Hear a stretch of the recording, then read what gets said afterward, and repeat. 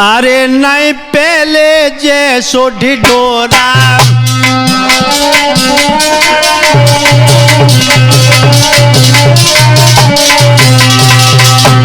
नहीं मेरे पहले जैसो ढिढोरा, रहे न दुनिया में घन घोरा।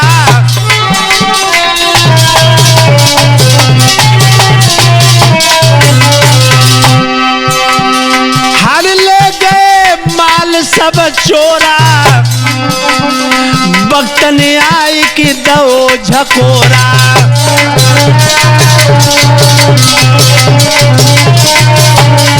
मित्र मेरो बेटा गिरवी धर लीजिए मेरे भैया रे, मेरो बेटा गिरवी रख लीजिए मेरे भैया रे, बेटा गिरवी धर लीजिए मेरे भैया रे।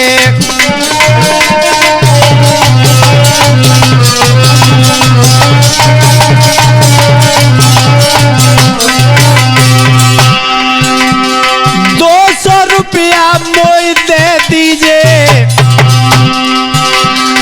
थोड़ी कृपा मित्र मुझ कीजिए, मेरे विपत्ति में साथी बन लीजिए मेरे भैया रे, मेरा बेटा गिरवी रख लीजिए मेरे भैया रे।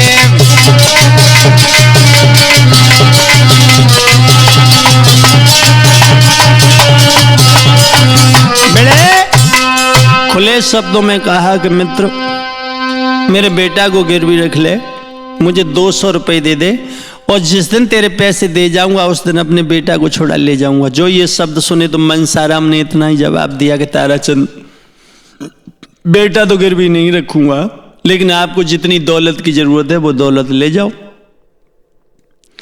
दौलत ले जाओ। ताराचंद ने जवाब दिया कि अगर मेरा बेटा तो गिरवी नहीं रखेगा तो मैं पैसा लेके नहीं जाऊंगा। जब जिद की ताराचंद ने तो मनसाराम कहने लगे ठीक है, लेकिन मैं घर जाके अपनी पत्नी से सलाह करूं, पत्नी को पूछ के आता हूं। मनसाराम उसी समय अपने घर पहुंचा, पत्नी से जाके कहा कि मेरा मित्र है ताराचंद, वो अपना बेटा गिरवी रखने के लिए आया है। पत्नी ने जवाब दिया कि मैं तो उन्हें अच्छी तरह से जानती हूं, वो तो तुम्हारे पास आते जाते थे, लेकिन आप बेटा को गिरवी नहीं रखेंगे। अगर बेटा गिरवी रख लिया तो सेठानी का क्या होगा? एक ही बेटा है, जितनी चाहे उतनी दौलत दे दो। लौटकर मनसाराम दुकान पर आया, ताराचंद से कहा कि मेरी पत्नी का जो विचार है भाई मेरा विचार है, मेरा विचार है मेरी पत्नी का विचार है, बेटा गिरवी नहीं रखेंगे, पैसा ले जाओ। उसी समय आंखों में आंसू आ गए ताराचंद के, उठ के खड़ा हो गया और कहा कि ठीक है बेटा गिरवी नहीं रखोगे तो मैं पैसा लेके नहीं जाऊंगा।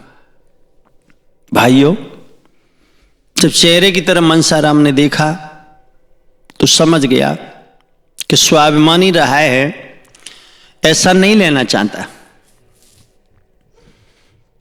भाइयों, मजबूर हो गया मनसाराम, इतना ही कहा कि ठीक है अगर तुम नहीं मानते हो तो बेटा को छोड़ जाओ।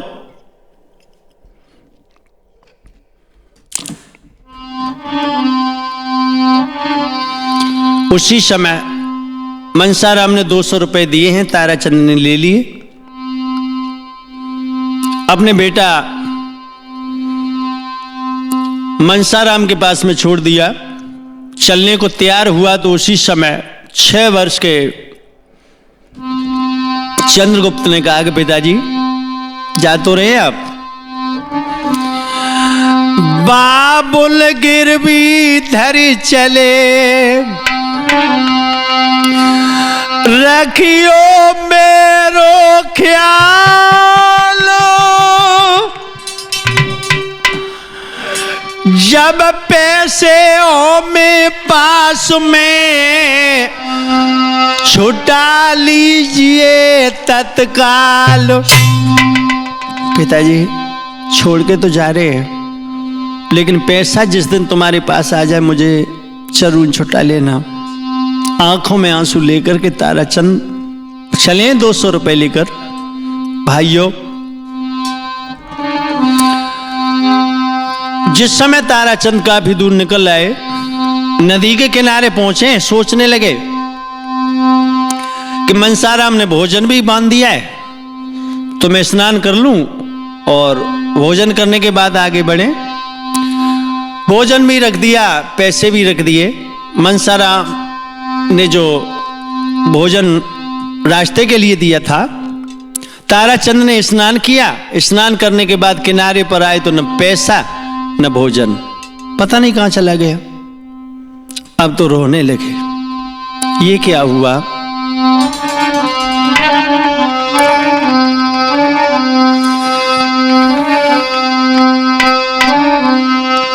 घुटनों में सर को छुपा के रो रहे हैं बेटा दीपक।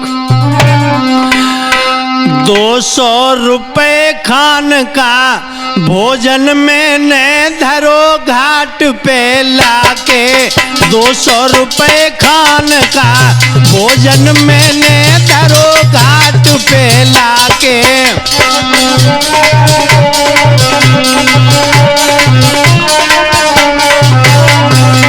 कह रहे, हे नदी, तूने ये मेरे साथ छल कर दिया। मैं मुसीबत का मारा, विपत का मारा, मेरे रुपए भी चले गए, भोजन भी कोई ले गया।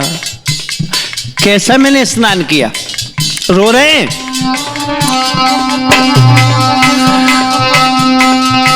अरे 200 रुपए खान का भोजन मैंने धरो घाट पे लाके। अरे नंदी तूने लूट लिया, मैंने सुख नहीं पाया नाके।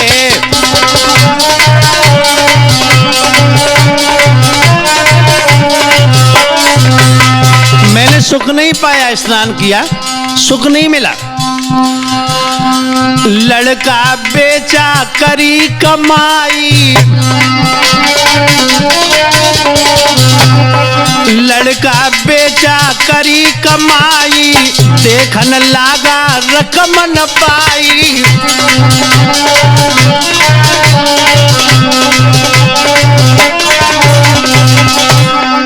अरे सच बता हर नंदी माई, ले गो कौन उठा के। हरी नंदी तूने लूट लिया, मैंने सुख नहीं पाया नाके।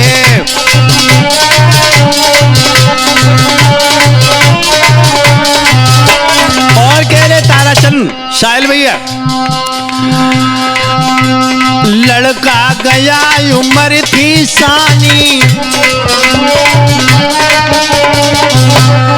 लड़का गया उम्र थी सानी, सोच आंख में आएगा पानी। सोच आंख में आएगा पानी। साहिल भैया, रामानंद को अति हैरानी,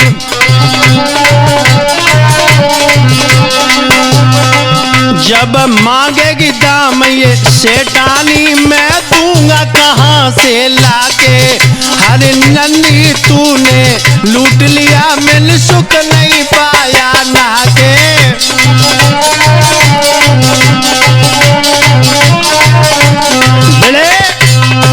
इतना ही कहा कि मैंने स्नान किया लेकिन सुख नहीं मिला। बेटा को गिरवी रख के पैसा लेके आया, लेकिन सेठानी पूछे कि मैं क्या बताऊंगा। भाइयों, उसी समय सेठ ताराचंद घर पहुंचे हैं। सारा वृतांत सेठानी को बताया, बता दिया। जब सेठानी शब्द सुनती है तो बड़ा दुख होता है। प्रसाद देने लगी, इतना ही कहने लगी, महाराज आप दिल छोटा न करें, वक्त की मार है, परमात्मा की अनुकंपा है, मेहनत करेंगे। भाइयों, सेठ और सेठानी बहुत दुखी हुए। अंत में इन्होंने लकड़ी बेचने का कारोबार करना शुरू किया। जंगल से लकड़ी काट कर लाते हैं, लकड़ी बेचकर अपना गुजारा कर रहे हैं। इधर चंद्रगुप्त मनसाराम के यहां पर रहता है। 12 वर्ष व्यतीत हो गई। लेकिन ताराचंद ने अपने बेटा को छोड़ा नहीं पाया, जवान हो गया। मनसाराम के 2 बेटा थे, करोड़ीमल और मरोड़ीमल। दोनों की शादियां हो गई। एक दिन मनसाराम ने दोनों बेटों से कहा कि आप जहाज लेकर जाएं, व्यापार करें। दोनों पुत्रों ने कहा कि ये चंद्रगुप्त क्या कर रहा है, मुफ्त की खाता है, इसको भेजिए। भाइयों, उसी समय मनसाराम ने चंद्रगुप्त से कहा, बेटा, मनसाराम तब कहे सुख शब्द सुनो यो तारी, बेटा इस बार जहाज लेकर सिंगल द्वीप की करो तैयारी। रुई को कारोबार करो, व्यापार जाओ हितकारी। हवा खाए दुनिया की, बेटा सीखो अब होशियारी।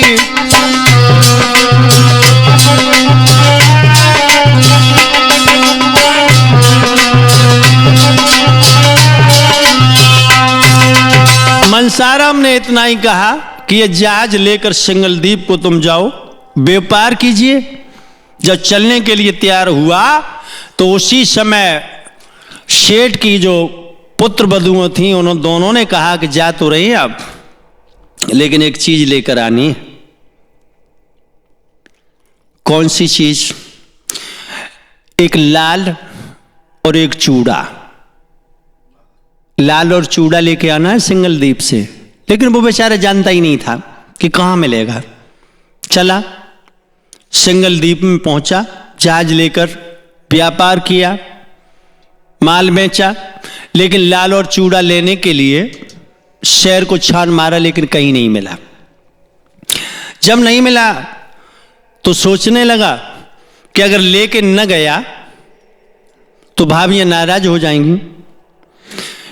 अगर ये लाल और चूड़ा नहीं मिला है तो मैं आत्महत्या कर लूं। कुआं में गिरने के लिए आगे बढ़ा, तब तक एक महात्मा आ गया। महात्मा ने पूछा कि बेटा, मुझे मालूम पड़ रहा है कि तू आत्महत्या करने जा रहा है। हाँ बाबा जी, क्यों? सारा वृतांत बताया कि भाभियों ने लाल और चूड़ा मंगाया है। महात्मा ने जवाब दिया, बिल्कुल नादान है, ये लाल चूड़ा तो तब मिलता है जब किसी की शादी होती है, दहेज में इनाम दिया जाता है। तुझे ये बाजार में कहां मिलेगा? जो व्यापारी लोग होते हैं, जो वैश्य होते हैं, उनकी शादियों में मिलता है। कहने लगा, बाबा जी अगर लाल चूड़ा हमें नहीं मिला तो मैं आत्महत्या कर लूंगा। महात्मा ने जवाब दिया, एक बहुत सुंदर अकल है। कौन सी अकल है? कि जाके उस रास्ते पर बैठ जा, एक सेठ के बेटा की बारात जा रही है, शादी करने जा रहा है वो लड़का, और वो लड़का कुरूप है, काला है, कल्लूटा है, और एक आंख से काना भी है। वो सेठ तुझसे ये कहेगा कि दूल्हा बन जाओ, और तू दूल्हा बन के शादी करना, और तुझे इनाम में मिल जाएगा लाल और चूड़ा, सो लेके चला जाना। उसी रास्ते पर साहिल भैया बैठ गया।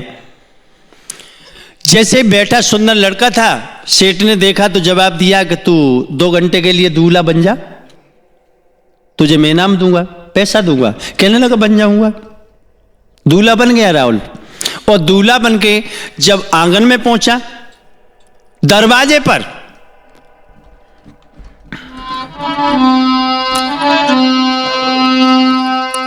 शादी हुई। लेकिन इतना सुंदर था कि जिसने उस दूल्हा को देखा बड़े प्रसन्न हुए। शादी हुई, भामरें पड़ गईं। इनाम में वो लाल और चूड़ा मिल गया। उसे लेकर के जिस समय जनमासे में पहुंचा तो सेठ ने कुछ पैसे दिए और ये कहा कि अब यहां से निकल जाओ। चला, सीधा महात्मा के पास पहुंचा। महात्मा से कहने लगा, महात्मा जी 2 चीजें तो मिल गई, लेकिन एक चीज मिली लेकिन वो रह गई। महात्मा ने कहा कि तो एक काम कर, अगर तीसरी चीज भी लेके जानी है तो ये लाल और चूड़ा जाके उन गलियों में आवाज दे, बेचना शुरू कर दे।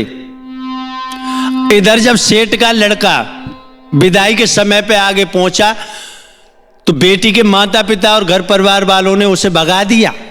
अब वो लड़की ये कहे कि बही लेके आओ। जिसके साथ मेरी शादी हुई है, और तब तक वही चंद्रगुप्त गलियों में आवाज दे रहा है। भाइयों, उस लड़की के माता पिता को खबर मिली, फौरन आगे बढ़े और उसको पकड़ लिया। उस लड़की के साथ में विदा हुई, लेके चला है। जिस समय लेकिन दिमाग में एक बात है, कौन सी? चंद्रगुप्त के मन में यारो सोच बड़ो एक भारी, लेके जाऊं पत्नी सेठ के, लेके जाऊं पत्नी सेठ के घर, तो सोचे परिवारी।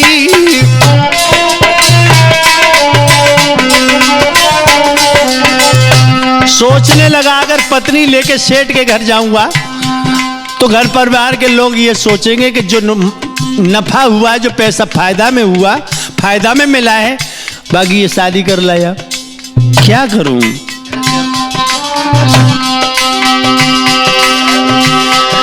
महाराज सोच मन भारी छाओ है, नफा के पैसा से ये शादी करके लाओ है। मेरे पिता की इज्जत आय आय माटी में मिल जाएगी, मेरे बबुला की ये इज्जत अब माटी में मिल जाएगी।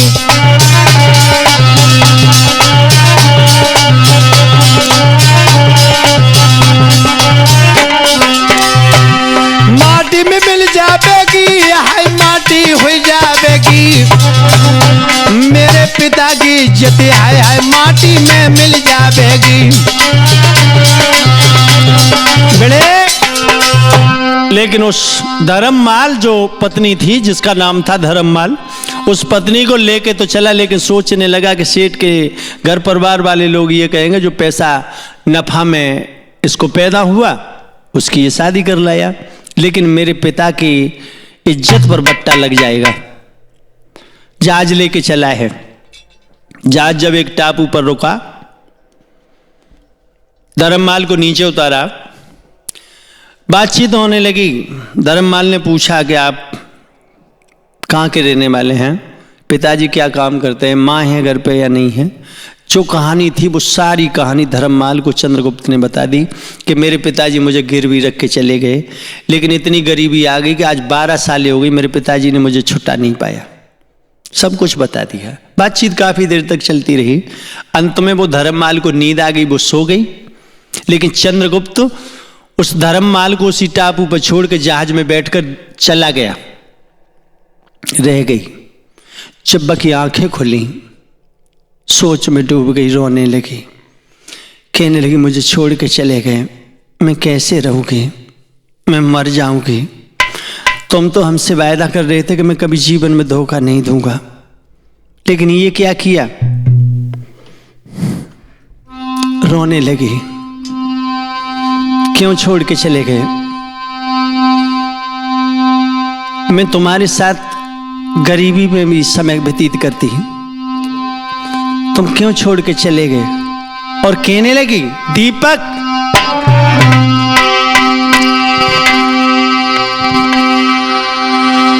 तूने बेहद रुलाया परदेसी, मेरे परदेसी,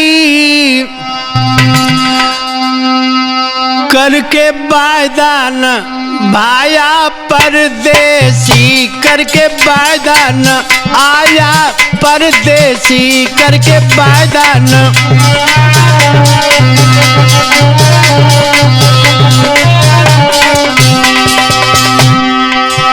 तूने बेहद रुलाया परदेसी, परदेसी आजा, कहाँ हो, जल्दी से आ जाओ, मैं कैसे रहूंगी, मर जाऊंगी। आहा, कहाँ चले गए। करके वायदा न आया परदेसी, करके वायदा न आया परदेसी।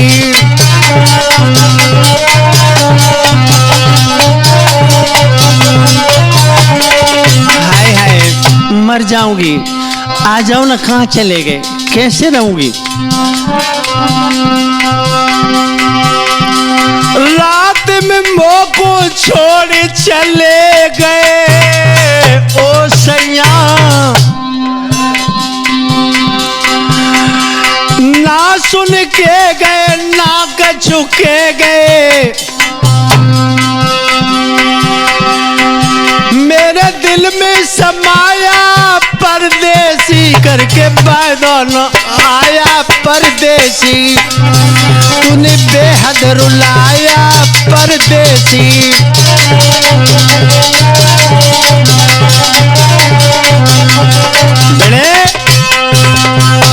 इस तरह से वो धर्ममाल टापू पर रो रही है। अंत में दोस्तों इधर वो चंद्रगुप्त हापुड़ में मनसा राम के यहाँ पर पहुंचा है, लाल और चूड़ा ले जाकर भाभियों को दे दिया। भाइयों इधर वो धर्ममाल टापू पर कई दिनों तक चंद्रगुप्त को ढूंढती रही, जब नहीं मिला तो उसी समय उस धर्ममाल ने एक महात्मा का रूप धारण किया, महात्मा बन गई और महात्मा बन के उस टापू पर भजन करने लगी, कहने लगी भगवान तुम्हारे बिना मेरे पति को कोई मिलना नहीं सकता है। धीरे धीरे समय व्यतीत हुआ। एक दिन का जिक्र है भाइयों, एक जहाज दिल्ली से जो आ रहा था उसी टापू पर रुका। सौदागरों ने जिस समय उस महात्मा को देखा आगे बढ़े, प्रणाम किया, बातचीत हुई, तो सौदागरों ने इतना ही कहा उस धर्ममाल से जो महात्मा के रूप में थी कि महात्मा जी आप इस टापू पर रहते हो, हमारी इच्छा है हमारे साथ चलो, चलो हम तुम्हें दिल्ली में छोड़ देंगे, यहाँ क्या है। जब दिल्ली का नाम सुना तो समझ गई कि हो सकता है मेरा पति दिल्ली में ही मिल जाए, क्योंकि दिल्ली का रहने वाला था। जहाज में बैठ के वो धर्ममाल उसी समय दिल्ली में पहुंची है। लेकिन ध्यान रखना दोस्तों, उस रास्ते पर उसने अपना धूना लगा दिया जिस रास्ते से आना जाना था।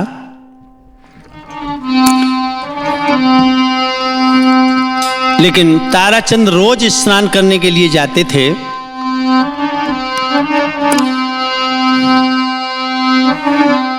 लेकिन महात्मा को जब बैठा हुआ देखा, सोचने लगा आज ये महात्मा कहां से आ गया। ताराचंद की नजर पड़ी है नई शान का योगी। ताराचंद ने देखा कि महात्मा बड़ा सुंदर है। ताराचंद की नजर पड़ी है नई शान का योगी। रूप देख के उस साधु का गदगद काया होगी।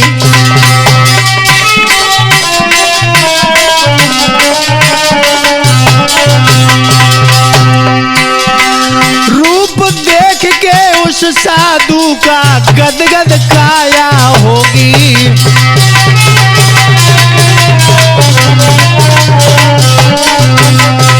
लेकिन सोचने लगा महात्मा बहुत सुंदर है, बड़ा सुंदर है, बहुत नीक हो, बड़ा सुंदर है, आया कहां से।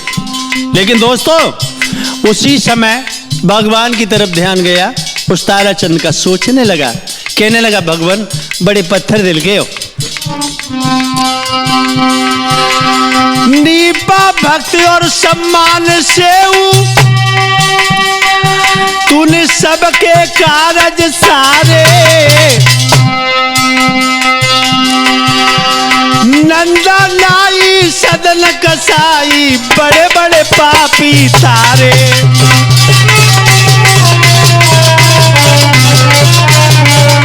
बेटा दीपक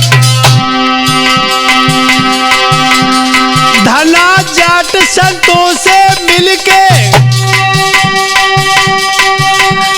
हर को नाम पुकारे। कंकड़ बोदिए मोती उपजे सबके करे गुजारे।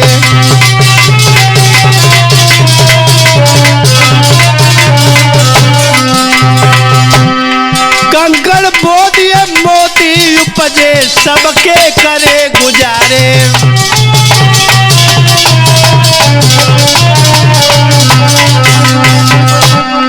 ओ मेरे बंसी वाले श्याम समझ में नाय तेरे लीला आए।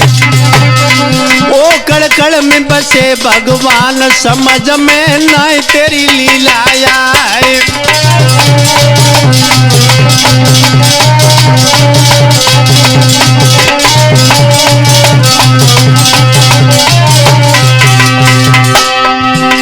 नाय तेरी लीला आए समझ में नाय तेरी लीला आए।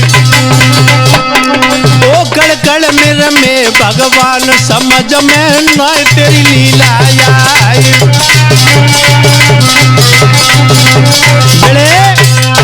ध्यान रखना दोस्तों, ताराचंद सोचने लगा ये महात्मा बहुत सुंदर है, लेकिन भगवान कब मेरी तरफ नजर डालोगे? मेरा बेटा भी गिरवी रखा हुआ है, मुझे बहुत याद आती है, लेकिन लकड़ी बेच करके मेरा पेट भी नहीं भर पा रहा हूं, बेटा को कैसे छुड़ाऊंगा?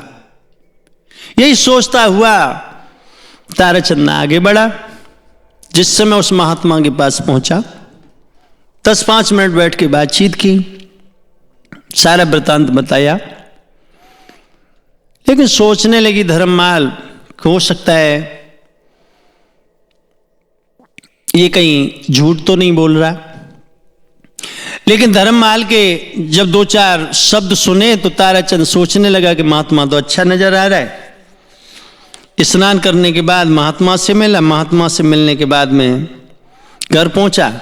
भाई रोज का काम लकड़ी लाने का। सारी रात विश्राम होने के बाद सुबह जब हुआ तो ताराचंद महात्मा के लिए भोजन लेके चला। पास में पहुंचा और कहा कि स्वामी जी मैं आपके लिए भोजन लेकर आया हूं, आप भोजन कर लीजिए। धर्ममाल कहने लगे भोजन? हाँ, लेकिन मैं आपसे कुछ पूछना चाहती हूं। क्या?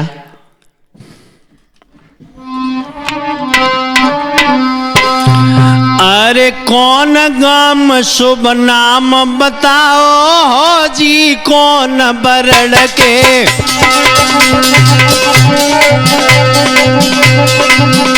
अरे कौन गाम शुभ नाम बताओ जी, कौन बरड़ के? अरे कौन गाम शुभ नाम बताओ जी, कौन बरड़ के?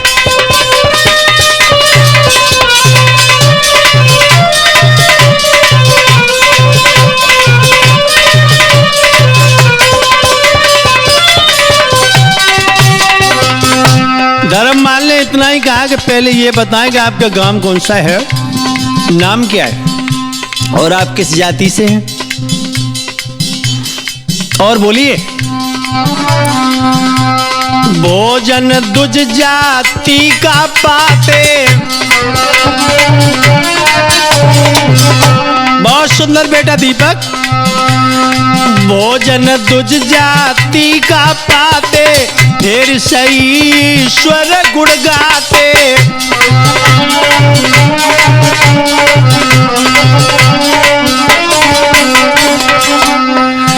हम ना ये नगद दाम चाहते, ना भूखे पेट हम भर के। अरे कौन गाम शुभ नाम बताओ हो जी, कौन बरड़ के?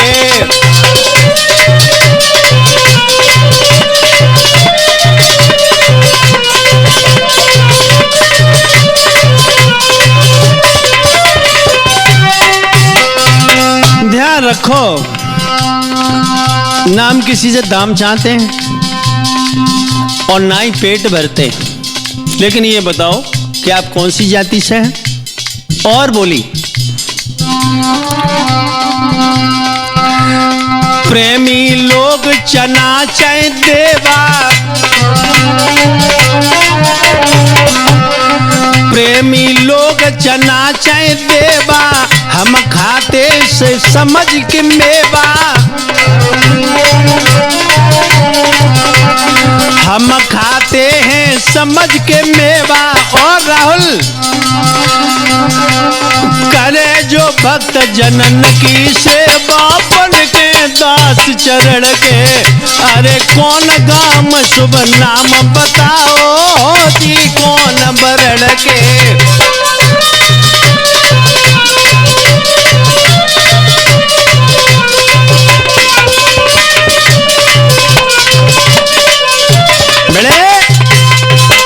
खुले शब्दों में कहा कि पहले ये बताओ कि आप किस जाति से बिलोंग करते हैं। उसी समय सेठ ताराचंद ने सारा वृतांत बता दिया। मैं कि सेठ हूं, मेरा बेटा गिरवी रखा हुआ है। भगवान की ऐसी अनुकंपा आ गई कि मैं गरीब हो गया, वैसे बहुत बड़ा पैसे वाला था। समझ गई धर्ममाल कि ये मेरे ससुर हैं, क्योंकि पहले ही चंद्रगुप्त ने सारी कहानी बता दी थी। भोजन किया, भोजन करने के बाद धर्ममाल ने कहा कि काम करिए आप। कौन सा काम? आप सवेरे आए और मेरे धूना से जो आपको कोई चीज मिले उसे गिरवी रखने के बाद अपने बेटा को पहले छुड़ा लो। बेटा को छुड़ाएं। ताराचंद बड़ा प्रसन्न हुआ और महात्मा से मिलने के बाद ताराचंद घर पहुंचा। सारी कहानी सेठानी को बताई तो सेठानी भी बड़ी प्रसन्न हुई। कहने लगी, पिया मुझे ये मालूम पड़ रहा है कि भगवान की अनुकंपा होने वाली है।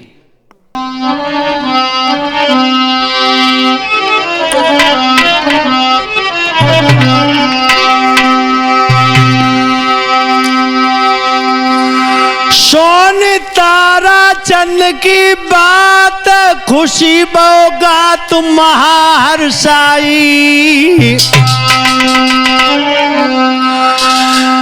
बेटा को सुन के नाम रे याद जाए भैया आई।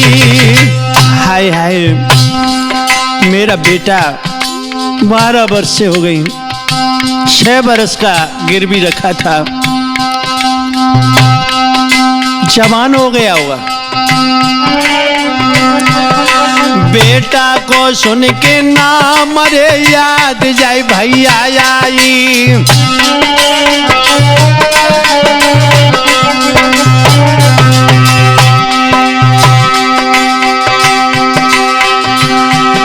सेठानी बोली रोए धीर अब मोई, पिया नहीं आई, पिया नहीं आई, कंठ नहीं आई। कब बीते बैरिन रात रे सुबेरो हो जाई। कब बीते बैरिन रात रे सवेरो हो जाई।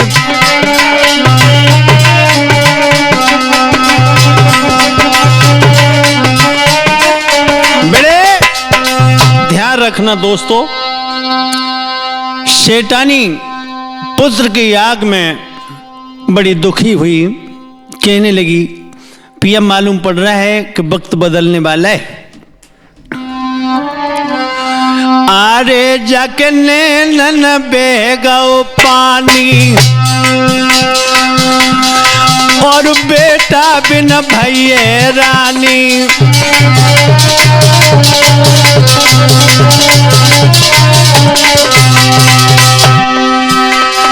मेरे दुख में नाई कोई सानी, आई गो संत बड़ो जू ज्ञानी।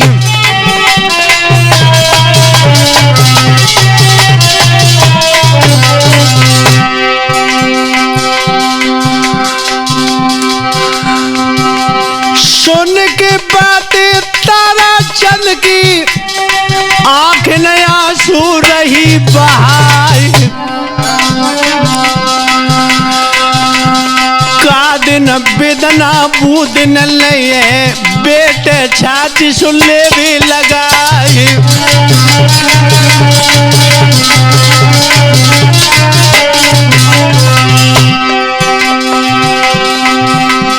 ताराचंद रोई के बोले, सेठानी सुनी अर्ज हमारी।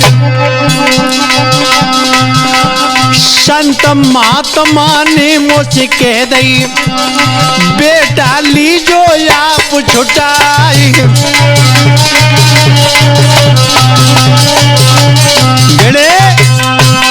ध्यान रखना दोस्तों, दोनों में आपस में बात हो रही है। लेकिन सेठानी बार बार कह रही है कि पिया बहुत दिन हो गए मैंने बेटा को देखा नहीं, अगर भगवान की अनुकंपा हो जाए, वो महात्मा थोड़ी कृपा दृष्टि कर दें तो अपना बेटा छूट आए।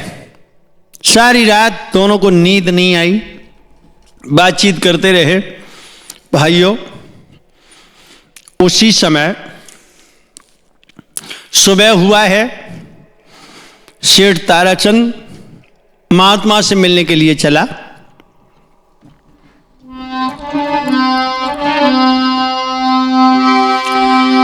संत महात्मा के काज यानी भोजन मित्र बनाओ,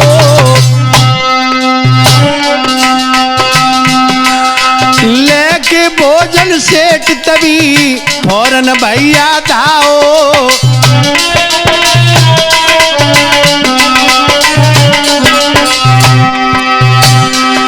महाराज संत मुझ कृपा कर दीजो,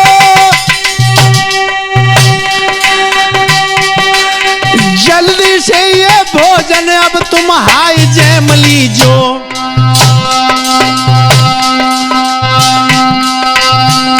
भक्तो होनी है बलवान, बुद्ध को चक्कर भारी है। यारो होनी है बलवान, अकल को चक्कर भारी है।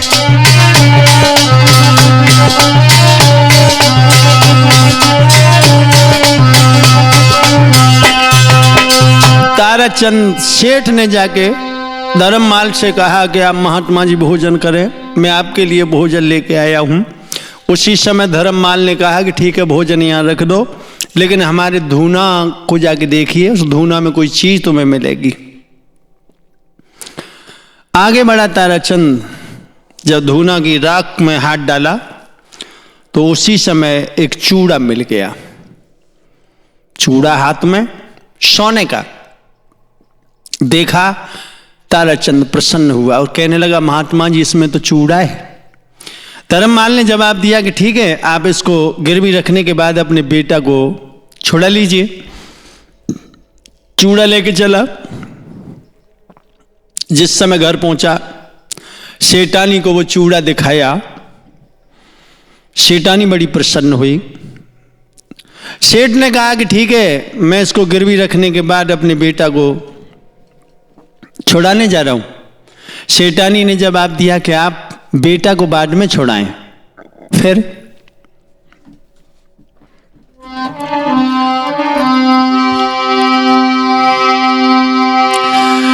सेठानी तब बोली है, हापुड़ को आप चले जाइयो, जाने से पहले ओ राजा बासंत को घर पे ले आइयो।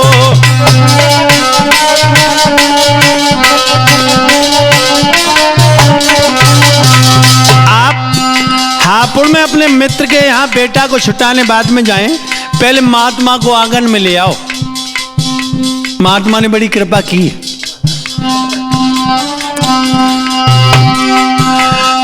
बाद में आप चले जाइयो, महात्मा को घर पे ले आइयो।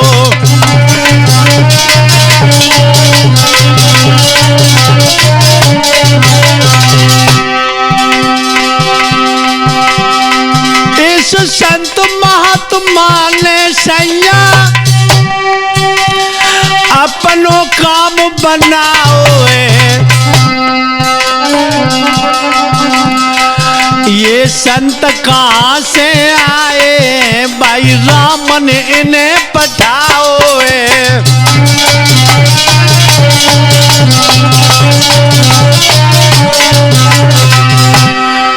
ये संत कहां से आए गए हैं, भाई प्रभु ने इन्हें पठाओ है।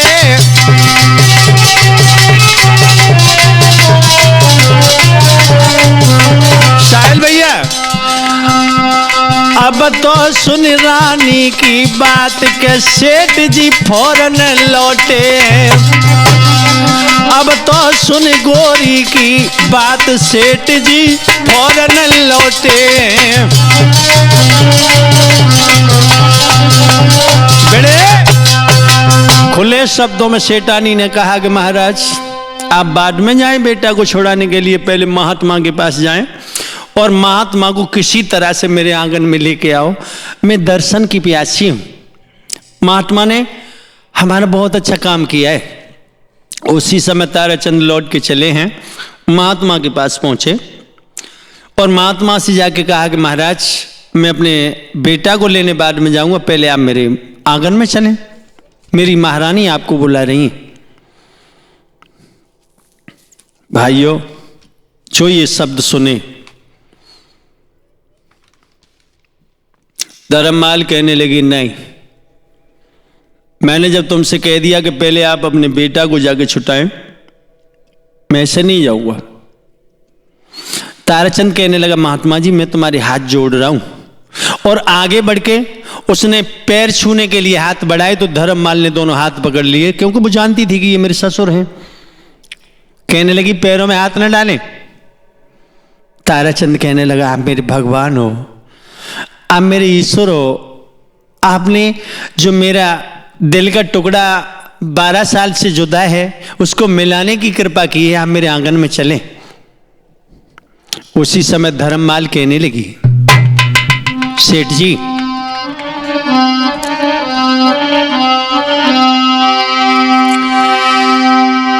पहले बेटा को ले आओ, तब हम घर पर जाएंगे, और घर पर जाकर सेठ जी अब हम जी भर भोजन खाएंगे।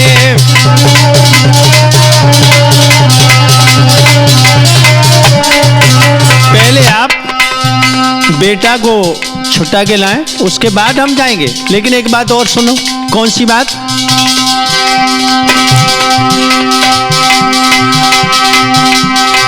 बेटा तेरा घर पर ना पहुंचे, बात से पहले खबर मुझे देना।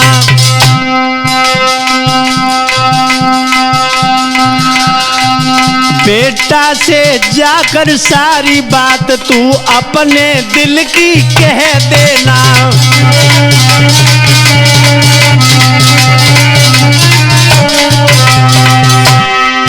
बेटा से बात सारी दिल की तुम जाके साहिल के देना।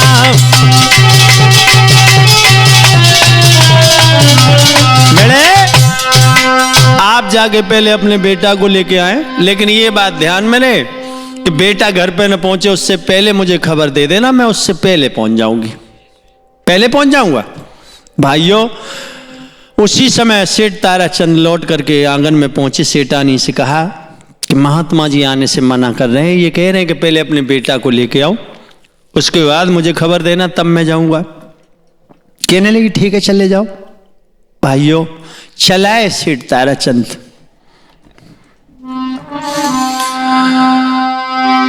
चले ही ताराचंद बड़ो आनंद जिगर में भाई, और दिल्ली से हापुड़ की रे चलवे की सीध लगाई। बड़े प्रसन्न हैं, बहुत प्रसन्न हैं।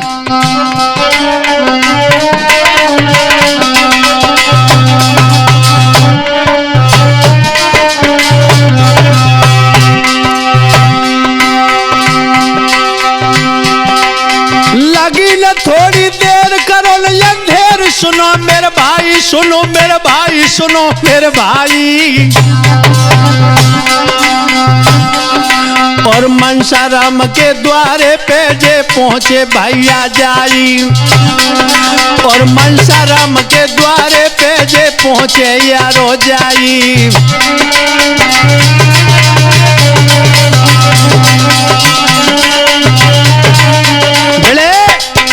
ध्यान रखना दोस्तों, जिस समय सेठ ताराचंद अपने मित्र मनसाराम के दरवाजे पर पहुंचे, सेठ मनसाराम ने जब ताराचंद को आता हुआ देखा तो गद्दी से उठ के खड़े हो गए, झपट के अपने मित्र को छाती से लगा लिया, इतना ही कहा कि आइए मेरे दिल। बड़े सुंदर आसन पर बैठाया। और कैसे हो? ताराचंद कहने लगा, मनसाराम वैसे मैं ठीक हूं, लेकिन अपने बेटा को छुटाने के लिए आया हूं। या आप अपने पैसे लें और मेरे बेटा को मुझे दे दें। मनसाराम कहने लगा कि तो मैंने तो पहले ही कहा था, आप तो खामेखा बच्चे को छोड़ के चले गए, मैं कब मना कर रहा हूं। भाइयों, उसी समय ताराचंद ने पैसे दिए हैं। मनसाराम ने चंद्रगुप्त से कहा कि बेटा ये तुम्हारे पिताजी तुम्हें लेने के लिए आ गए। ताराचंद ने चंद्रगुप्त से कहा कि बेटा चलो। चंद्रगुप्त ने कहा कि पिताजी चलना तो है ही है, लेकिन मैं अपनी भाभियों से मिल के आऊं। भाभियों से मिलना जरूरी। आंगन में पहुंचा, अपनी भाभियों से जाके कहा कि भाभी हम जा रहे हैं। तो दोनों भाभियां रोने लगी और कहने लगी, देवर जी अगर हमसे कोई गलती बनी हो तो माफ कर देना। रो करके भाभियां बोलिए, ये गलती माफ कर दीजो। कोई बन गई हमसे भूल हो, ध्यान मत जा पे दीजो।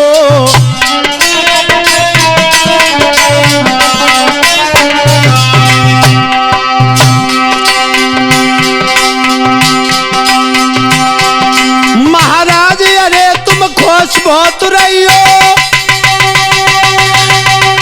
बोलवाते जाते तुम रही हो, हमें भूल मत जाइयो।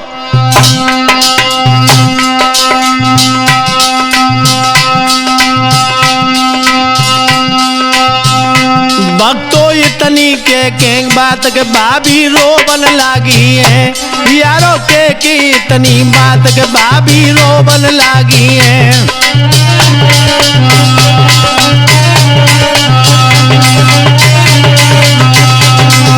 बड़े ध्यान रखना दोस्तों, दोनों भाभियों ने जवाब दिया कि जा तो रहे हो चंद्रगुप्त, लेकिन कोई गलती बन गई हो माफ कर देना, लेकिन आते जाते रहना, हमें भूल मत जाना। ठीक है, आगे बढ़ा।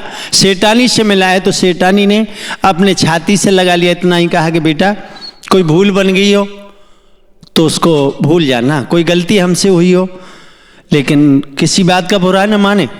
दोस्तों उसी समय चंद्रगुप्त अपने पिता ताराचंद के साथ में चला है। निकल के हापुड़ से जब आए हैं, उसी नदी के किनारे पर पहुंच गए भैया साहिल।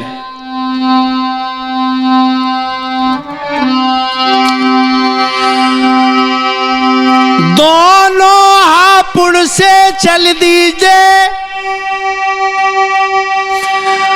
उस नदी किनारे आए हैं। अरे सेठ का भोजन और रुपया जहां पर तो किसी ने चुराए।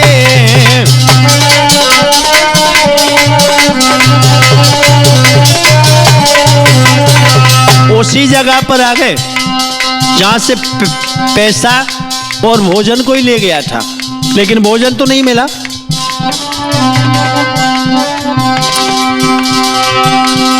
उसी जगह पर आकर के सोची सेठ अब खड़े खड़े,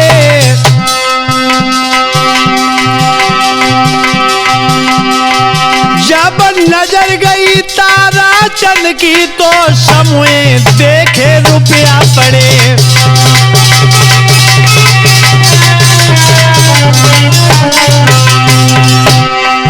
जब नजर पड़ी है सेठ जी की तो समूहे देखे पैसा पड़े।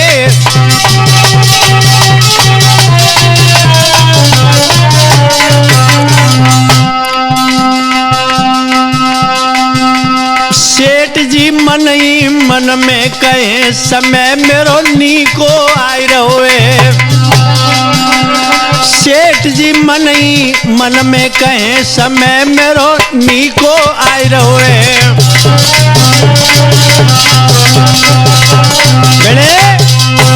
ध्यान रखना दोस्तों, सेठ ताराचंद समय उस नदी के किनारे पहुंचे जहां से रुपए और भोजन कोई ले गया था।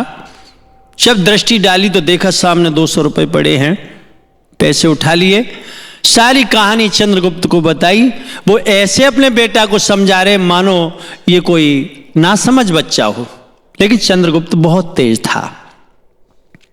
लेकिन जिस समय दिल्ली में पहुंचे हैं, लेकिन सेठानी ने महात्मा जी को खबर बेटा के आने से पहले भिजवा दी।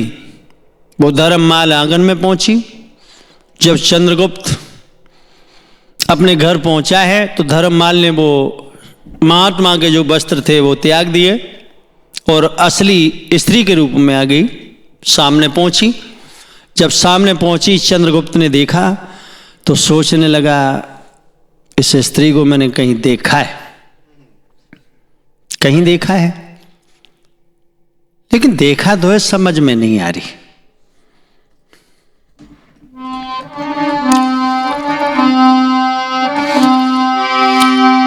चंद्रगुप्त तब बोला है, तुम कौन कहां की रहने वाली,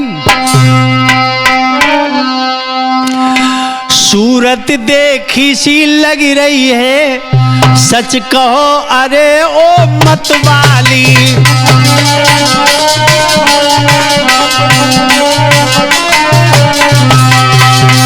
सूरत देखी सी, हाँ सूरत देखी सी लग रही है, अब सच को कहो ओ मतवाली। तेरी सूरत देख सी लग रही है, अब सत्य कहो मतवाली।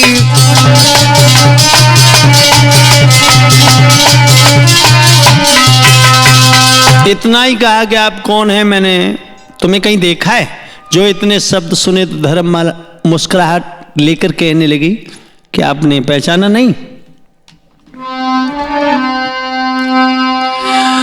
मेरा धर्ममाल है नाम, मरे सिंगल तो दीप रहने वाली। तूने सजना कर दई रे मेरी तो हाय ख्वारी।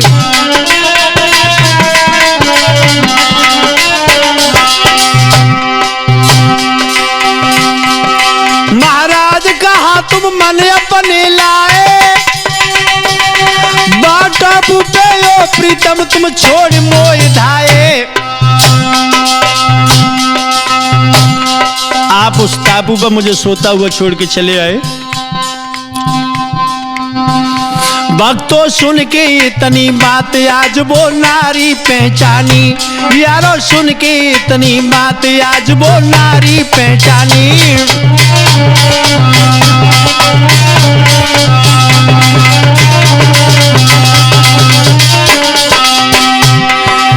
नारी पहचानी यार वो नारी पहचानी। भक्तों सुन के इतनी बात आज वो नारी पहचानी।